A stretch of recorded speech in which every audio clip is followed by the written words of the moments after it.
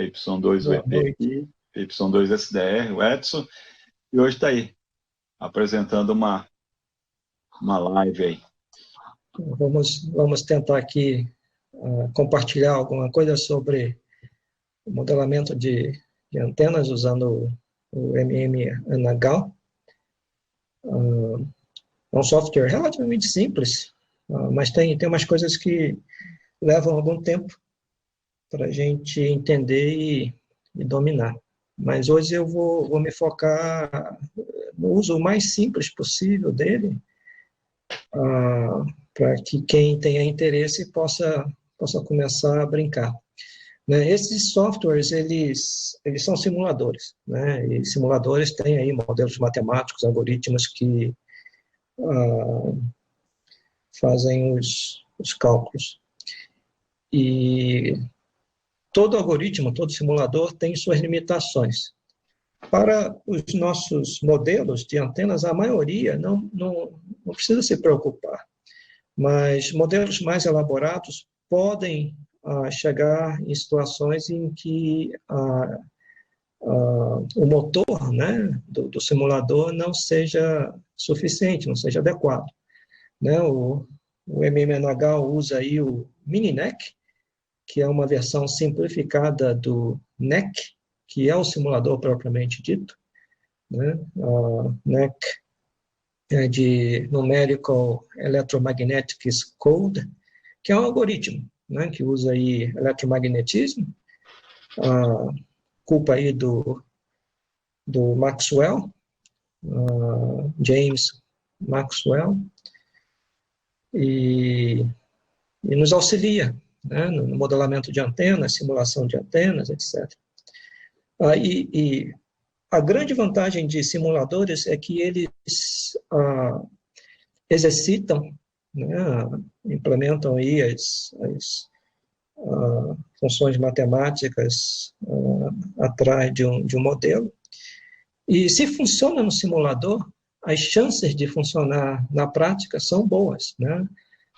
Isso não é 100%, às vezes alguma variável na prática pode interferir e o resultado prático pode não ser igual ao resultado da simulação, mas na grande maioria das vezes, se funciona no simulador, as chances de funcionar na prática são grandes. E a grande vantagem do simulador também é que não tem quase custo, né? Então a gente pode verificar, mudar, ajustar o modelo sem gastar absolutamente nada em termos de materiais físicos, só tempo. E que até então, antes dos simuladores, não era possível, né? Imagina aí na época do Yagi-Uda, eles terem que experimentar, cortar, medir empiricamente, aí, fazer os testes de cada antena para tentar entender como as coisas funcionavam. Né? Então, levava aí meses, anos, e hoje, com alguns minutos, a gente consegue ter uma noção de como determinada antena pode funcionar. Então, vamos começar. Deixa eu compartilhar a minha tela aqui. Lembrando, pessoal, que o link para baixar o programa, né, tá lá deixei na descrição do canal, o site lá do Managal, e aí depois vocês podem baixar e reassistir essa live para poder acompanhar aí o que a gente está fazendo aqui. Ok? Bom, o MMLegal não tem uma instalação propriamente dita, né? Ele é um arquivo zip que você baixa e extrai aí os arquivos dentro de um diretório e executa, e é só isso, né? Ele já vem com uma série de modelos, existem muitos modelos na internet, existem alguns tutoriais, inclusive em português. Eu aconselho fortemente visitar a página do Roland, Y4ZBZ, ele tem comentários sobre a utilização do MMNHAL, e tem vários modelos, muitas das antenas dele foram simuladas aí no MMNHAL, então eu recomendo. Depois nós podemos passar aí o link, mas se você procurar MMNHAL Y4ZBZ, você vai encontrar aí na internet. Bom, quando você executa o programa, a primeira tela que aparece é essa que está aí. Não tem absolutamente nada. Tem aí um plano cartesiano, que deveria mostrar a topologia da antena, mas como nós não temos modelo, não tem nada aparecendo. Nós temos algumas abas, né, que nós vamos trabalhar em cima delas. Tem a geometria da antena, que é tipo uma planilha, né? Tem aí as coordenadas iniciais, as coordenadas finais de cada fio, de cada elemento, né? Tem o diâmetro do elemento e tem um parâmetro aí chamado de segmento, que mais tarde eu vou comentar o que é isso, como que isso funciona, e o que a gente deve fazer e os cuidados que nós temos que ter com isso. Então, como nós não temos modelo nenhum, está tudo vazio. Então, a primeira antena que eu vou simular vai ser uma dipolo, obviamente, né, que é a antena mais simples que nós temos. Nós podemos entrar com as coordenadas direta aqui na planilha. Da forma que está, o default do software é as coordenadas em metros, né? Você vê que todos os parâmetros aqui estão em metros, somente o diâmetro dos elementos, o raio está em milímetro. Nós podemos mudar isso para comprimento de onda. Tem uma caixinha aqui, você vai ver agora que está em WL, né? Wavelength, comprimento de onda. Eu não penso em comprimento de onda, não tenho familiaridade, eu penso em metros, então eu costumo somente usar em metros. Existe uma forma de desenhar a antena, né? A gente pode entrar com as coordenadas, para dipolo é muito simples, mas para antenas mais complexas é difícil de entrar diretamente com coordenadas, tem que colocar no papel e pensar um pouco. Então eu gosto de desenhar. O desenho, as coordenadas é em 3 dimensões, né, pessoal? Em 3 dimensões. Tem que pensar em 3 dimensões, no eixo X, no eixo Y e no eixo Z, né? Por isso que tem os 3 eixos ortogonais que aparecem no início da tela ali, que é a indicação de como você vai desenhar a sua antena, né? Isso a gente pode depois rodar, né, esse modelo aqui, a gente vai ver o que vai acontecer. Então, para desenhar a antena, tem esse ícone aqui, até hoje eu não sei o que é isso, parece uma borracha aqui, mas é aqui que a gente clica para abrir a tela onde a gente pode desenhar a antena. Então, tem a telinha aqui, Wire Edit, né, editor de elementos, de fios. E aqui embaixo nós temos a projeção, né? Tem o 3D, que é a visualização em 3D, e temos agora os planos, XY, XZ e YZ, né? Sendo o eixo Z o vertical, o que é mais altura, né? Aí em direção ao zenite. Eu normalmente uso o YZ, porque o lóbulo da antena é no eixo X. Então, para desenhar, tem essa tela, eu coloquei aqui no plano YZ, né, e vou clicar aqui onde tem um lápis e uma linhazinha que é um novo fio, né, novo elemento. E uma dipolo nada mais é do que um fio reto, né? Então, se eu olhar aqui, nessa caixa da direita, eu vou ver que eu tenho um fio de comprimento 20 metros e tem agora aí algumas informações de coordenada, né? Y1 com menos 10 metros, Y2 com 10 metros, então dá um total de 20 metros. E para dipolo isso é suficiente. Dipolo de 40 metros que a gente está começando a simular. Então, se eu vier aqui agora de volta, né, ok lá, aí eu vejo aqui no view, eu tenho aqui um fio esticado, e eu tenho o eixo X, o eixo Y, né, sempre observando que o eixo X, quando você tem uma antena direcional, normalmente é onde tem a maior irradiação. É mais fácil, você pode colocar em qualquer direção, mas para visualizar, sempre imagina que o eixo X é a direção que você quer irradiar. Isso facilita depois a visualização nos diagramas. Então, nós temos aqui um fio. Então, se nós voltarmos aqui na parte, na aba de geometria, aquelas coordenadas que nós vimos anteriormente estão aqui, né? E agora o que a gente pode fazer é começar a ajustar isso aqui.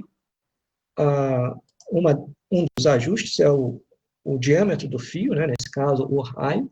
Eu vou deixar em 0,8, que isso aqui vai dar um diâmetro de 1,6 milímetro. É mais ou menos aí o tipo de fio que a gente vai utilizar. Deixa eu aproveitar e fazer uma observação, né, pessoal, que a gente vai crescer, isso aí vai crescer, né, porque nós estamos começando com dipolo, e o dipolo é uma antena unidimensional, né, ela só tem uma dimensão só. Isso mesmo. Né? É mais simples possível, é um fio, não tem mistério. Uma coisa importante a observar, que é esse parâmetro aqui, segmento. Isso tem uma série de configurações. Quando ele está em -1, ele está em modo automático, e o software ele vai calcular o número de segmentos. Na verdade, ele vai dividir esse fio em pequenos segmentos. Isso vai auxiliar os cálculos. Né? E tem formas de fazer isso. Esse -1 é segmentação automática progressiva. E quando está habilitado, esses parâmetros aqui de cima serão utilizados. Hoje eu não vou comentar sobre esses parâmetros, porque isso requer um pouco mais de profundidade no software, mas, rapidamente, o DM1 é os extremos do fio, o DM2 é o meio do fio, e aqui tem a forma de velocidade de progressão desses segmentos, né? E tem aqui o número de segmentos no final. Né? Eu não vou comentar muito sobre isso aqui, que tem uma série de nuances, isso merece um pouco de aprofundamento, mas para a maioria, eu diria, a grande maioria das nossas simulações, não é preciso mexer nisso aqui, pode deixar da forma default. Uma outra coisa que precisa ser ajustada é a frequência. Como essa antena a gente está querendo calcular para 40 metros, vamos colocar aí 7,1 MHz. Então, frequência que a gente vai fazer os cálculos, 7,1 MHz, o fio já foi calculado, a gente precisa agora excitar, colocar um excitador nesse fio, que é a alimentação da antena propriamente dita. Isso é feito aqui embaixo, onde tem sources, né, fontes. Então, a gente clica aqui, pulse. Nessa caixa de pulso, a gente coloca em qual elemento que a gente quer injetar esse pulso. E elemento aqui ele chama de fio, então é W. Né? Em qual fio? Fio número 1. E onde nesse fio? C de centro. Poderia ser B de base, ou E de fim, ou algum parâmetro intermediário, que em outros modelos eu vou mostrar como fazer isso. Mas vamos, nesse momento, simplesmente colocar uma fonte, que é onde você liga o cabo, nesse dipolo, que vai ser no elemento número 1, no centro dele. Se você pressionar Enter, ele vai injetar 1 volt, com uma fase de 0 graus, isso não vai fazer muita diferença. Em antenas que são fasadas e tem mais de um elemento excitado, isso aqui é importante. Mas nesse momento não precisa se preocupar, o default é suficiente. Essa parte da direita aqui embaixo é de cargas, né, sobrecargas. Então, nós podemos ter cargas indutivas, cargas capacitivas ou cargas reativas nessa antena. E se nós tivermos aí a antena bobinada, é aqui que a gente coloca a indutância do indutor, onde é que ele vai ficar, ou se tem algum capacitor. Se for uma antena multibanda, tipo trap, dipolo trap, é aqui que a gente coloca os traps com ressonância. Como o nosso dipolo simples não tem nada disso, nós não vamos mexer nisso. Uma outra coisa importante é aqui no setup da antena. Aqui eu preciso definir a impedância do cabo, a impedância da fonte. O default é 50 ohms, nós não vamos mexer nisso, né? Mas eu só estou mencionando que em alguns casos a antena não é 50 ohms, ela é 35 ohms, ou 75 ohms, ou 300, ou 600, então é aqui que a gente coloca. A única coisa que isso aqui vai afetar é no cálculo da ROI, né, da estacionária. E nossa antena a gente vai tentar manter ela com cabo coaxial de 50 ohms, então eu vou deixar aqui com 50 ohms, que vai me dar uma noção mais real de estacionário. Ok, então está aqui o modelo da antena, está aqui a geometria dela.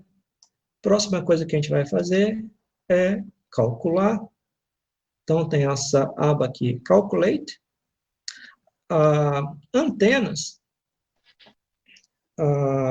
normalmente a gente faz a primeira simulação dela no espaço livre. Então eu clico aqui em cima, Free Space.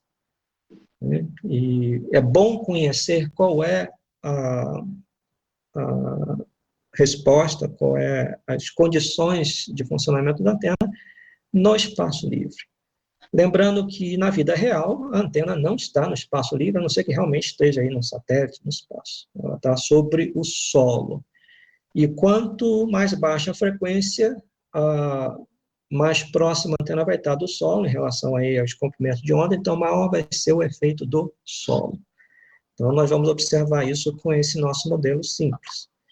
Então, está lá, eu vou selecionar aqui o material, vou colocar aí fio de cobre.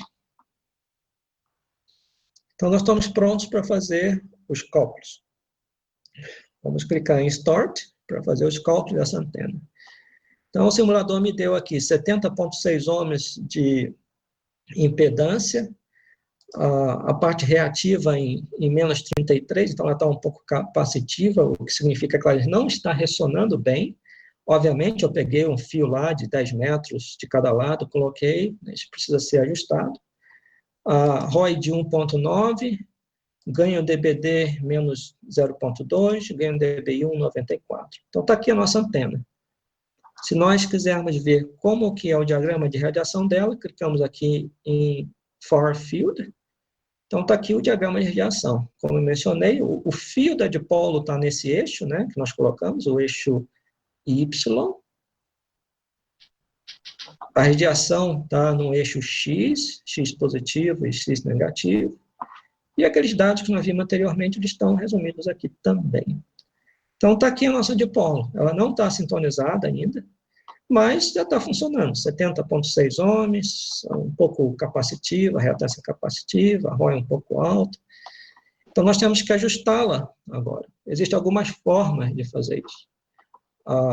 O simulador, se voltando aqui na aba de cálculo, deixa eu esconder isso aqui, ele permite uma optimização da antena. Eu não vou usar isso aqui para esse exemplo. Vou usar isso aqui um pouco mais adiante. Mas o simulador permite optimizar, você ajustar a antena automaticamente. Mas para esse nosso dipolo, eu não vou fazer isso por enquanto. Uma forma que eu faço com antenas, muitas vezes eu copio os modelos, né? Tem modelo na internet ou de livros. Eu vou lá, copio o modelo, insiro os dados aqui no simulador e faço os cálculos. Assim que eu faço os cálculos, eu faço a observação e eu posso verificar como que a antena se comporta com esse cálculo original, clicando aqui nesse Plots. Então, você vai abrir uma tela. Você está vendo a tela aí, Demus? Ok. Assim. Então, ele vai abrir uma telinha e aqueles parâmetros que nós calculamos, eles já vão aparecer aqui, né? Nessa linha azul. E nós podemos popular mais observando a largura de banda da antena, que no momento, da antena não, da simulação, que está aqui em 120 kHz, vamos colocar aqui, sei lá, 800 kHz, só para ver como que ela vai responder aí, a 400 kHz acima, 400 kHz abaixo de 7.150, que é a frequência que nós inserimos lá. E se eu faço isso e pressiono detalhes, o simulador vai me preencher esses outros campos aqui. Então, aqui é a forma tabular, e eu posso observar aqui outros parâmetros. Posso observar a impedância, o gráfico de impedância, como que está a impedância aqui em 7.150, como que está a parte reativa da antena, né? Na parte da direita aqui é a parte reativa, na parte da esquerda é a parte resistiva da antena. Como que está a ROI dessa simulação? Então, eu estou vendo aqui pela ROI que a antena está ressonando um pouco acima. Está lá em 7.000, sei lá, 7.200, talvez. Vamos diminuir aqui, colocar aqui 400 kHz e clicar detalhe de novo, a gente vê 7.250, parece que ela está ressonando aqui em 7.300, mais ou menos. O que eu faço com antenas de modelos simples, através desse gráfico eu vejo mais ou menos onde ela está ressonando, aí eu faço o seguinte, né, vamos lembrar, 7.300, mais ou menos onde ela está ressonando. Eu fecho isso aqui, vou lá em geometria, coloco aqui na frequência de design 7.300, volto lá em cálculo, aí vai aparecer 7.300 aqui, e calculo de novo. Aí vamos ver agora que em 7.300, ela está com 75 ohms, está com uma reatância de 0,6 ohms, que é praticamente nada, ROI está 1,5, então ela está perfeita em relação ao modelo teórico de uma dipolo, que é por volta de 73 ohms, ela é ressonante, né? Então a reatância vai ser praticamente nula, e está perfeito. Só que tem um detalhe que ela não está na frequência que nós queremos, ela está um pouco acima. Aí o que eu faço? Eu vou lá em Edit e vou ressintonizar essa antena, antena, Wire Edit, aí está lá 7.300, e eu coloco ela onde eu quero que ela fique. Vou colocar em 7.100. 7.100 é uma boa frequência. Tá? E se eu clicar OK, o programa vai reajustar os fios, o comprimento dos fios, para que a antena agora esteja ressonando em 7.100. Se nós voltarmos em Calculate, dermos Start novamente, a gente vai ver que em 7.100 agora ela está com 75,17 ohms, 0,5, está até um pouco melhor, que estava lá em 7.300. Nós temos a dipolo perfeitamente ajustada, ressonando em 7.100 kHz, né? Bem aí no meio da faixa de SSB de 40 metros. Um detalhe importante, esses comprimentos, eles são do fio nu, fio metálico, nesse caso cobre, nu. Se a gente muda o tipo de metal, isso muda ligeiramente. Se o fio estiver encapado, isso também muda, porque a capa atua como um dielétrico. E em RF, dielétrico tende a dar uma freada na velocidade da RF, que é a velocidade da luz. Então, isso diminui um pouco a velocidade. Por regra, em média, os dielétricos dão uma freada de mais ou menos 5%. Então, essa antena, se nós confeccionarmos ela na prática, usando fio encapado, ela vai estar um pouco mais longa do que ela é para ser. Aí nós temos duas possibilidades. Uma é ajustar empiricamente, ou calcular aqui com 5%. A gente pode adicionar 5% na frequência e assumindo aí que o dielétrico vai ser mais ou menos 5%. Aí nós vamos ter o comprimento bem preciso. Quando eu faço o cálculo de dipolo, normalmente eu deixo assim, porque sempre tem um pequeno ajuste que precisa ser feito na prática. E eu vou lá depois, que a antena está esticada, meço a ROI, aí vejo, opa, está um pouco acima, vou lá e diminuo. Então é mais fácil diminuir fio, comprimento de fio, do que aumentar. A dipolo permite isso. Antenas de elementos sólidos não permite. Mas elemento sólido não tem capa, não tem nada disso. Mas pode ter outras nuances que quando eu mencionar algum modelo de antena de VHF e UHF nós vamos observar, como, por exemplo, a gôndola metálica. Isso afeta aí o cálculo. Eu tento evitar gôndolas metálicas em alguns modelos mais simples, mas nem sempre é possível. Bom, voltando aqui à aba de cálculo, né? Esse cálculo que nós fizemos é para uma antena no espaço livre, novamente. Isso é teórico. Nenhuma antena aqui, nossa, no solo, está no espaço livre, ela está sobre o solo. Se nós voltarmos aqui no Far Fields, nós vamos ver novamente o diagrama dessa antena, como ela deveria se comportar no espaço livre. Aqui embaixo nós temos uma ferramenta interessante, que é esse 3D-FF, né, que é o modelo 3D desse Far Field. Se nós clicarmos aqui, uma janela abre, e eu tenho aqui um modelo 3D, que eu posso girar ele, que parece uma rosca, né, um donut. Então, esse é o modelo da dipolo, modelo de diagrama de radiação, no espaço livre.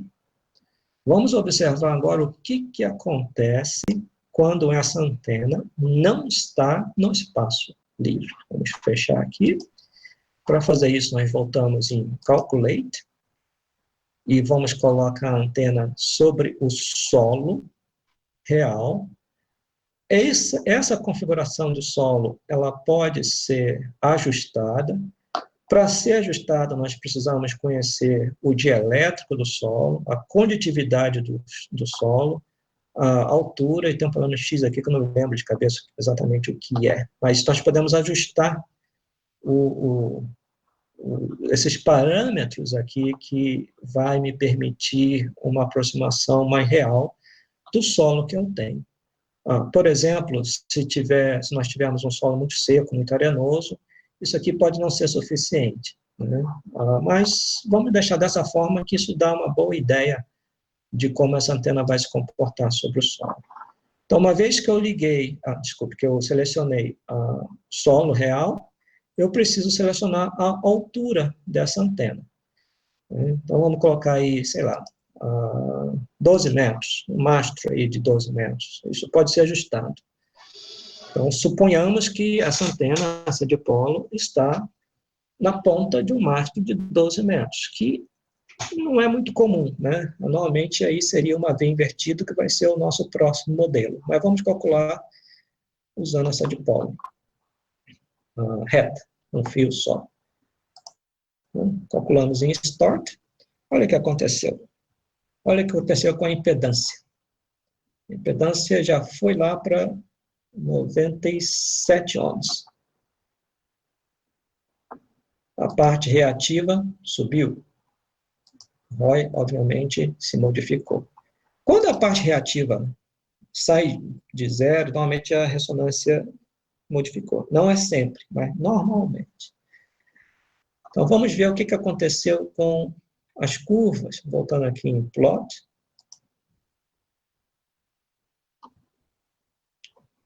E se eu clicar, vamos aumentar aqui a largura de banda dos cálculos para 400 kHz. Vamos pedir os detalhes. A gente está vendo aqui que a antena está ressonando mais para baixo agora. Vamos lá ver a estacionária. Está ressonando aqui por volta de 7 MHz. Então, simplesmente pelo fato de nós adicionarmos o solo, isso já mudou a ressonância da antena. Então, vamos fazer aquele exercício que nós fizemos anteriormente. Uma coisa que eu vi aqui, esse parâmetro... Não, está correto, sim. Que eu estava mexendo aqui mais cedo, talvez eu tenha deixado isso aqui desajustado. Bom, vamos lá. A antena está aparentemente em 7. Então, colocando 7 MHz aqui.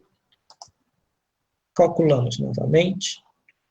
Ela já desceu. Estou achando estranho isso aqui. Preciso ver o que está acontecendo aqui.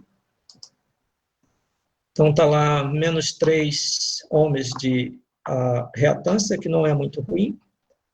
Vamos observar aqui no plot.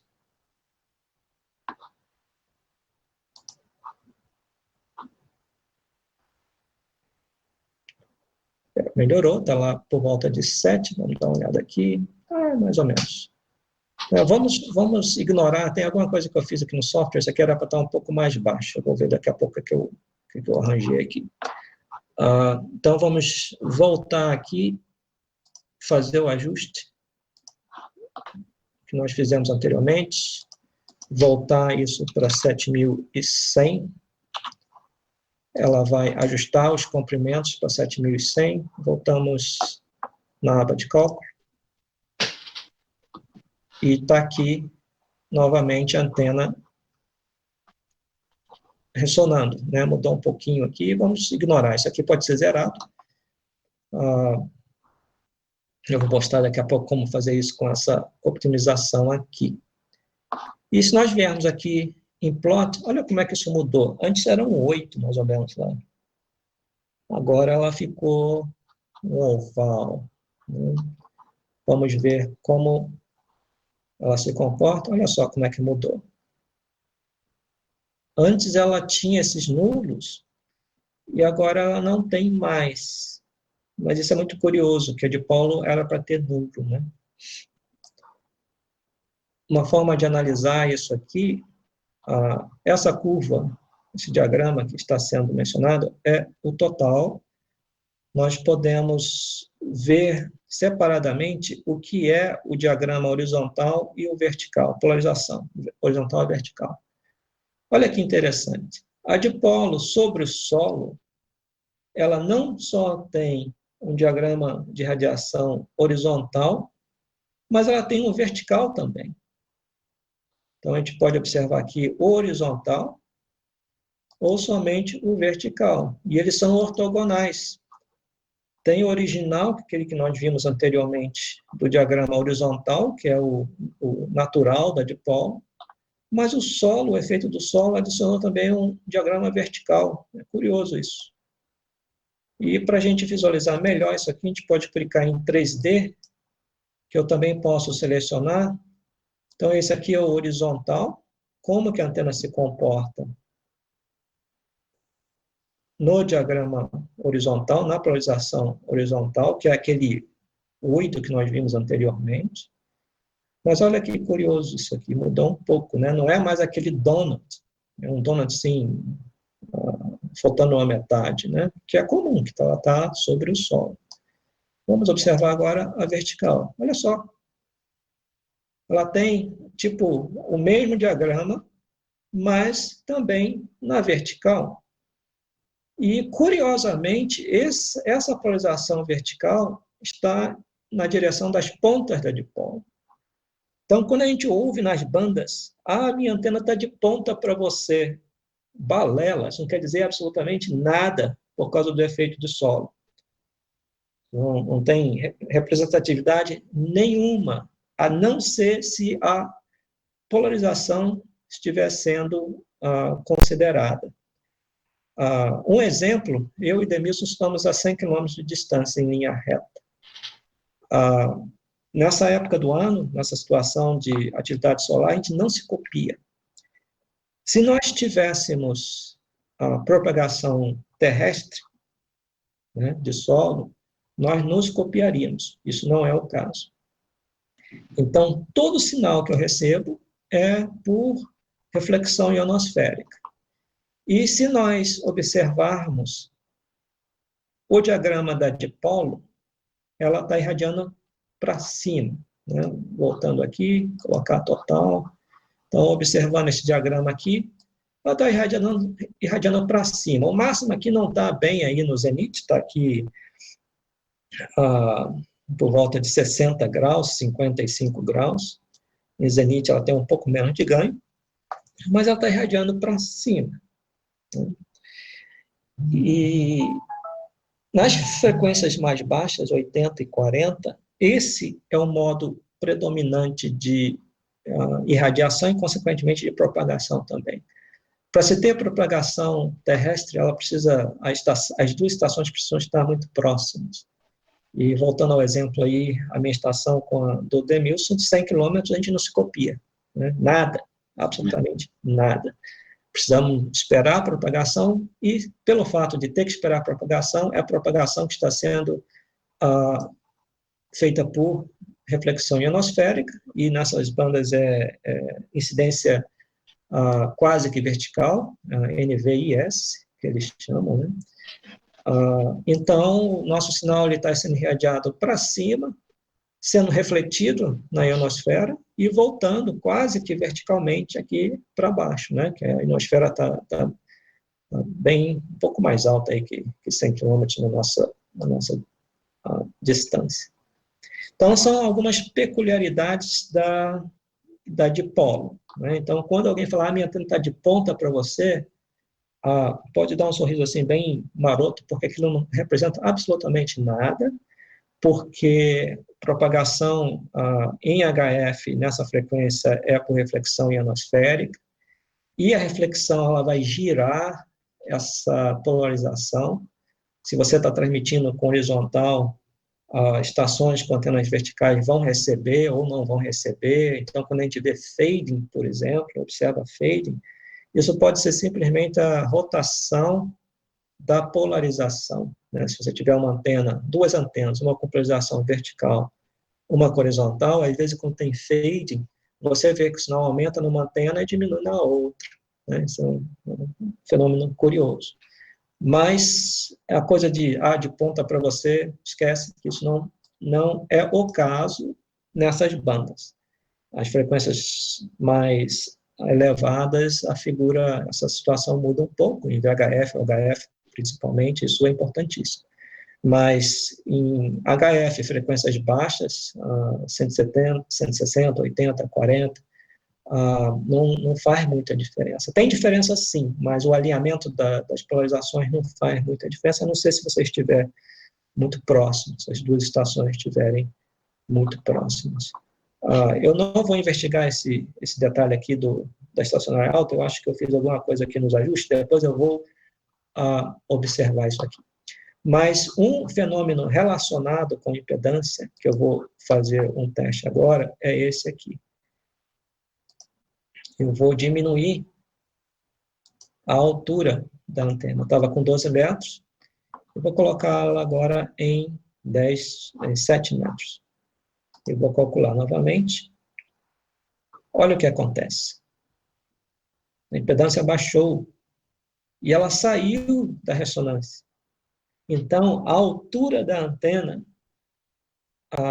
mesmo numa antena básica como a dipolo, em HF, a altura influencia na impedância e na ressonância da antena. Então, isso é algo importante a observar, sempre, né? Então, quando se coloca uma antena de HF sobre o solo, normalmente ela vai precisar ser ajustada, com raras exceções. Então, no caso da dipolo, a gente vai lá, encurta um pouquinho, aumenta um pouquinho o comprimento de cada lado e ela vai voltar a ressonar. Se nós viermos e observarmos, o diagrama de radiação se tornou mais direcional em relação ao zenite. Antes, a irradiação estava sendo aqui por volta de 55 graus. Mas agora, o máximo está sendo realmente para cima, vertical, né? Isso tem vantagens. Uma delas é rejeição de interferências mais próximas, porque a antena está rejeitando sinais provenientes de ângulos baixos. Então, se a gente tem uma interferência local, próxima, aí, umas centenas de metros, coisa, quanto mais baixa a antena, maior vai ser a rejeição. Porém, nem toda a comunicação nessas bandas são de caráter local, né? Às vezes a gente quer fazer DX. E para DX, quanto mais baixa a antena, pior, porque a antena vai atenuar sinais provenientes de ângulo de radiação mais baixo. Se nós voltarmos àquele modelo de altura anterior, que era o quê? 12 metros, vamos ver aqui, olha só, já melhorou um pouco, né? Ela começou a achatar. Só por via de curiosidade, vamos colocar ela bem alta aqui. Vamos colocar uma torre de 30 metros, ver o que acontece. Olha só, nós temos 2 lóbulos. Tem aquele predominante anterior, né, que era apontando para cima, e agora apareceram mais 2 lóbulos, apontando aí para ângulos de radiação mais baixos. E se nós continuarmos esse exercício, vamos colocar uma torre de 45 metros, olha só, apareceram mais 2, 3 lobos agora, né? 5 no total.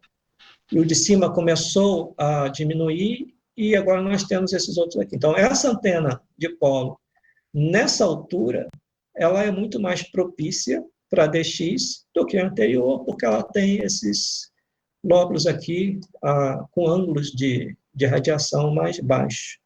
Só que quem é que vai ter uma torre de 45 metros? É difícil, né? É difícil. Mas essa é uma forma.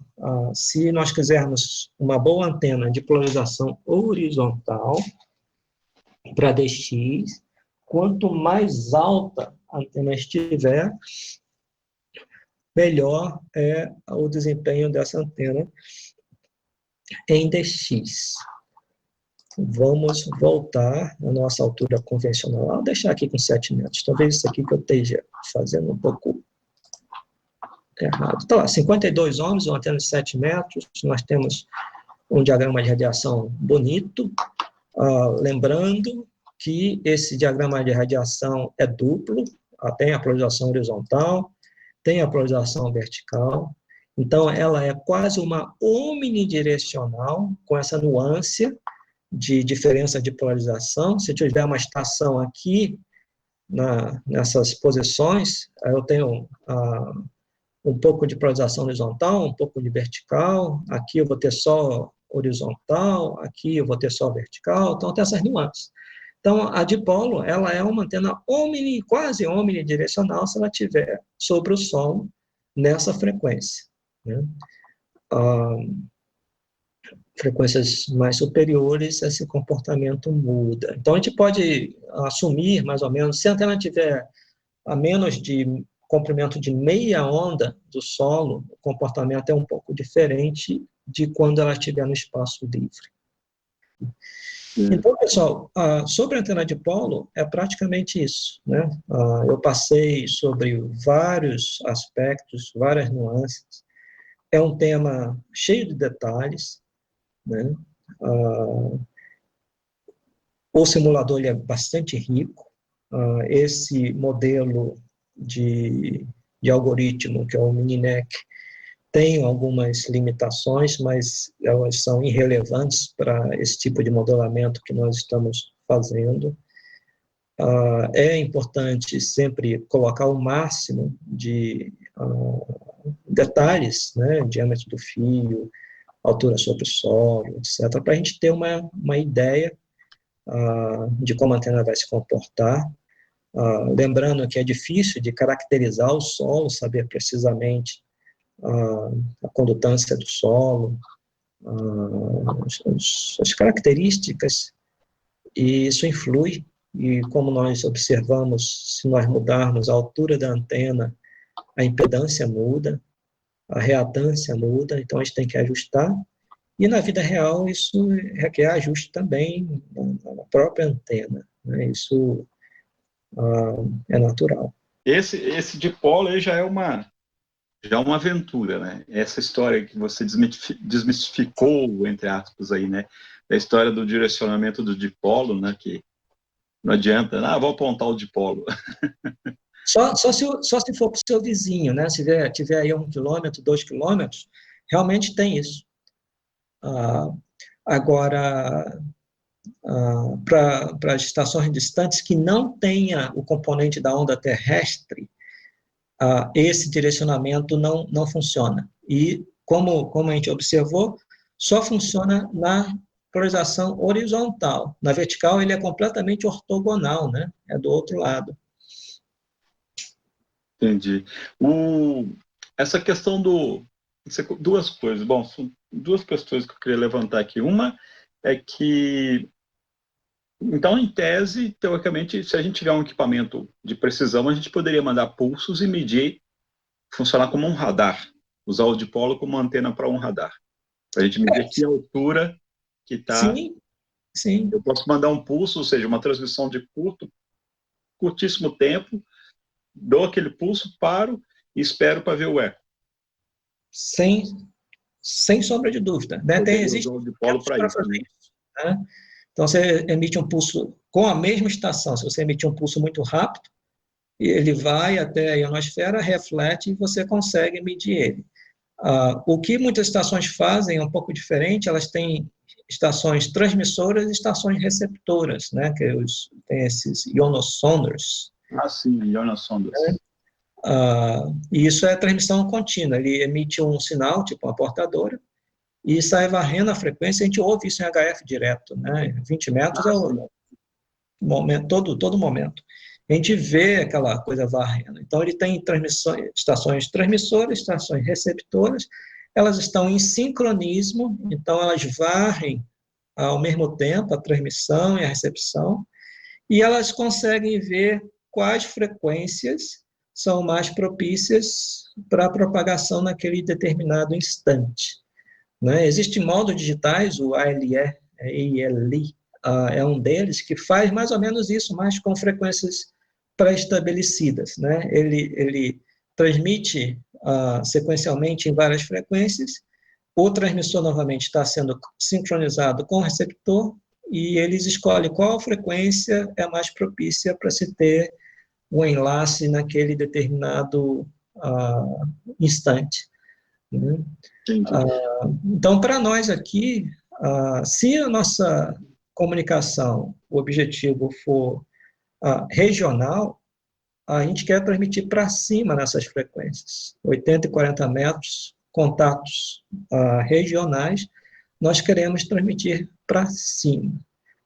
Então, esse fenômeno que a gente observa nessa situação de atividade baixa do Sol, que se traduz em baixa ionização da ionosfera, e 40 metros, que é uma banda tipicamente regional, né, que é uma banda local, nós não temos propagação, é porque a ionosfera ela não está refletindo a coincidência vertical.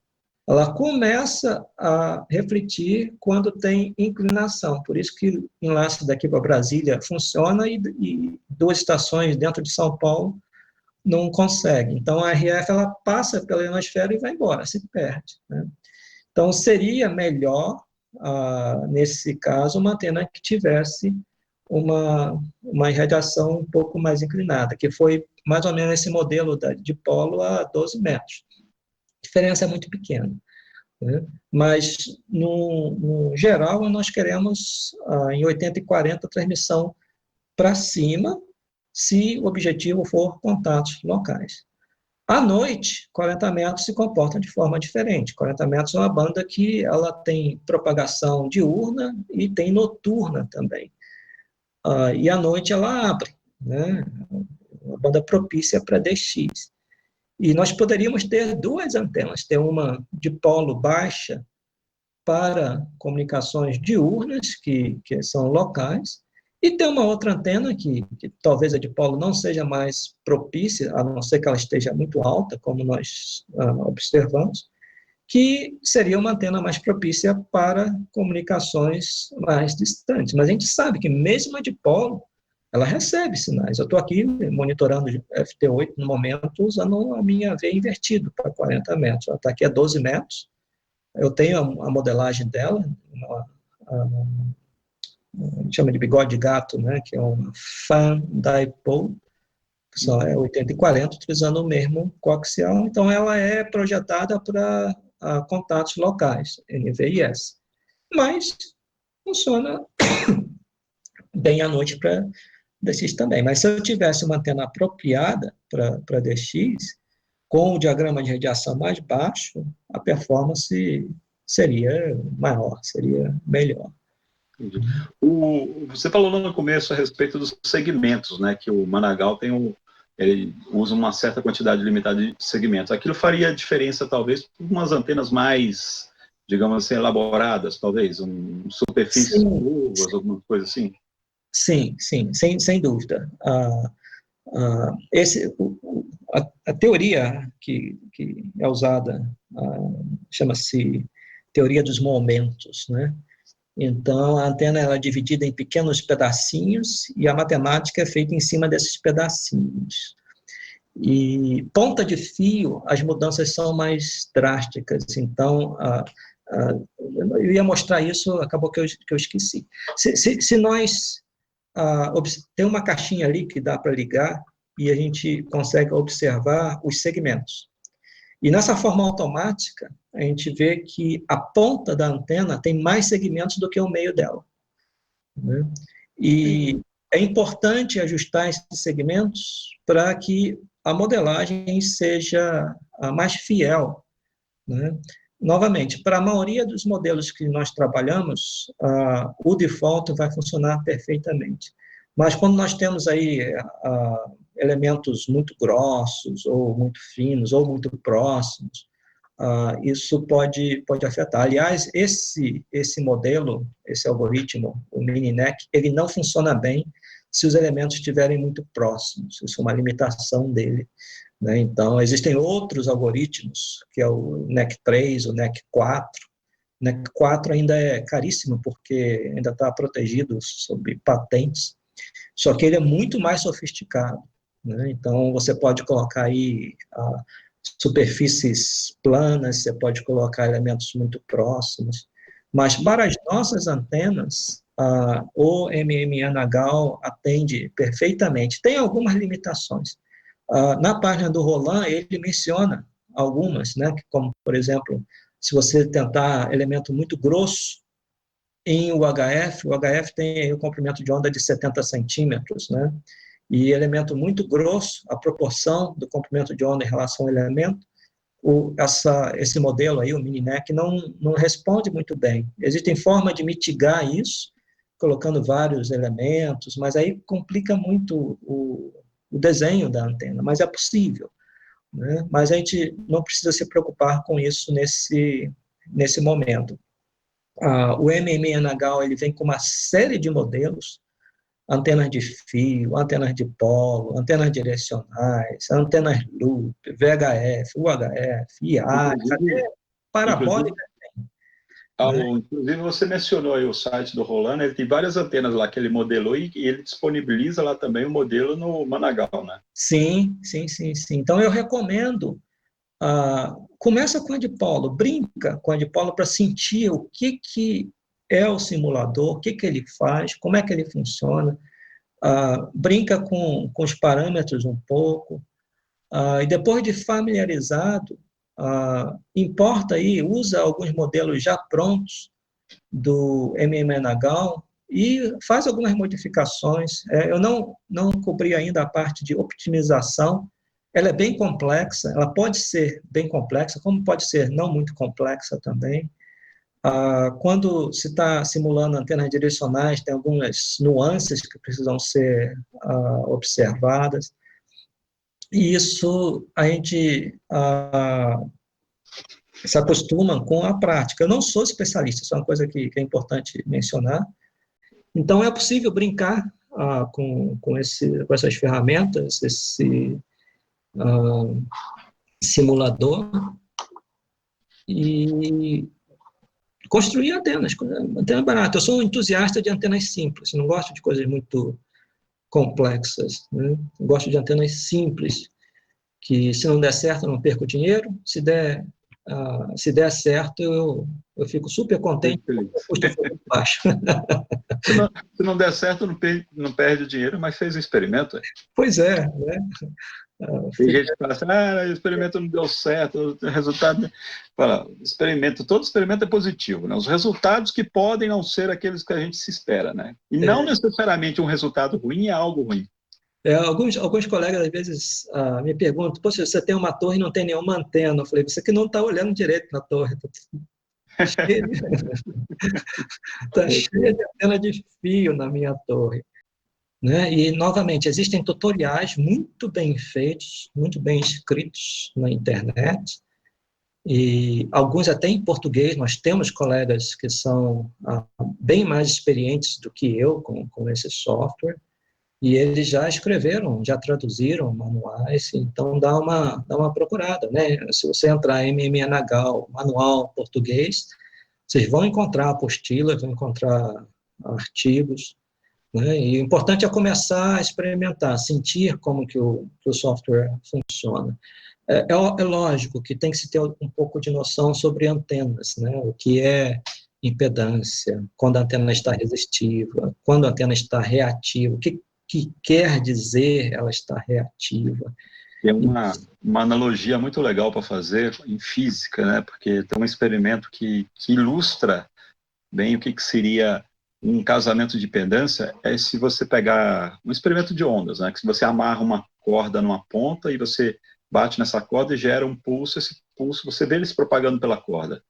E aí, o que é a impedância? Se você fizer isso com duas cordas diferentes e dar o nó ali amarrando as duas cordas, pode acontecer três situações.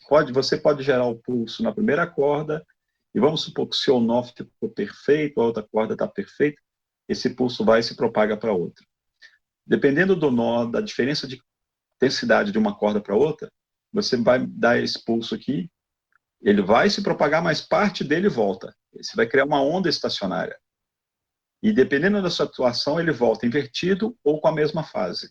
É muito curioso isso. Eu vou ver se eu acho um vídeo no YouTube para mostrar isso para a pessoa, porque é uma analogia para entender o que é o casamento de impedância, né? Você gerar um pulso aqui, você ter uma energia e ela transferir digamos assim, de um meio para o outro. No nosso caso, né, nós temos 3 meios, né? Você tem um meio eletrônico. Na verdade, se você considerar o conector, que é muito importante, né? Você tem o rádio, o conector, o cabo. Na outra ponta, o conector e a antena. Ou, na outra ponta, você tem já direto um balão, alguma coisa assim. Então, cada parte dessa é importante, né? Isso mesmo. Isso aí é até um outro tópico, que é um outro tema, né? E frequentemente a gente ouve colegas na banda, eu sintonizei a antena com o acoplador, eu acoplei a antena. Isso tem que ser analisado com cuidado, porque se for um pequeno desalinhamento, não tem problema nenhum. Agora, se a diferença for grande, principalmente na parte de impedância, né, nos componentes reativos, essa sintonia, isso é uma grande enganação. Isso você só simplesmente está protegendo o rádio. O que está acontecendo agora, o cabo coaxial virou parte do sistema irradiante. Ele é parte da antena, tanto na transmissão quanto na recepção, né? Então, a única exceção disso é que se o coaxial tiver cortado em meio comprimento de onda ou múltiplo da frequência utilizada, que aí a impedância de uma ponta é refletida na outra. Aí você pode usar o casador embaixo e esse casamento vai ser refletido lá para cima também. Mas, caso isso não seja verdadeiro, casador de impedância, a única coisa que está fazendo é dar uma protegida ali no casamento com o rádio. Isso não está mudando absolutamente nada, é a eficiência do sistema, né? Isso é uma Ele não vai fala. garantir que toda a potência que você está gerando está indo para a antena. Ele vai garantir que o rádio vai enxergar a impedância correta para ele trabalhar. Isso mesmo. Agora, se está sendo eficiente, aí a história é completamente outra. O pior disso tudo é que quando o cabo se torna um irradiante, né? Uhum. E muitas antenas, muita gente não se dá conta que é intencional o cabo se tornar um irradiante, né? Antenas, quando são alimentadas pelas pontas, por exemplo, que é o caso da ZEP, tem outras antenas, em que elas requerem casador, né? Tem a Window, que é uma antena muito comum, o pessoal adora, que é uma péssima de uma antena, ela funciona em todas as bandas, não funciona bem em nenhuma delas, né? Tipo de antena, a não ser na frequência que ela foi cortada. E quando você casa ela, você usa o casador, o cabo coaxial está sendo, se torna agora parte da antena. Né? Isso tem que se tomar muito cuidado se o objetivo for eficiência. Entendi. Um assunto polêmico, vamos jogar fogo no parquinho, como dizem agora. Né? Porque, assim, teoricamente, então, o que tem? Se você tiver um cabo, conector, tudo em ordem, certinho, antena casada com rádio, na realidade, antena casada com cabo e casado, por sua vez, com rádio, não importa o comprimento da antena, né? Correto? Desculpa, não importa o comprimento do cabo. Não, certo? irrelevante. Porque aí tem aquela história, o pessoal, não, mas tem que cortar o cabo, comprimento multiplicando. Se precisa fazer isso é porque está tendo algum... Já tem um problema. Né? Já tem algum problema. Um outro problema é que o cabo coaxial, ele é assimétrico. E uma antena de polo, ela é simétrica. E se você simplesmente liga o cabo coaxial na antena de polo, parte da energia pode voltar pelo cabo. Isso não é interessante. Então, teria que se usar, nesse caso, um balloon, que é para casar uma linha de transmissão balanceada, que é o caso da antena, numa desbalanceada, que é o caso do cabo coaxial. Esse é um outro tópico. Né? Existem formas de mitigar isso. O correto é usar um balão, mas a gente pode usar um choke, né? Que é enrolar o cabo para que componente de modo comum não volte pelo cabo. Isso mitiga, né? Eu faço isso, porque um balão tem seus positivos e seus negativos. Um dos negativos é que aqui onde eu moro, que tem muita descarga elétrica, você coloca o ferrite do balão lá, na primeira descarga está tudo arrebentado, Uhum. racha tudo. Então eu coloco umas 10 espiras, 5, 10 espiras de cabo coaxial, logo ali do lado da antena. Isso previne parte de RF. Isso até é uma outra coisa que eu tento manter todas as minhas antenas 50 ohms resistivas, para não ter problema. Aí eu coloco 50 ohms resistivo, coloco o choke, ou algum ferrite ali para não deixar a RF retornar. A ferrite eu só uso em VHF ou HF. HF eu coloco o choke.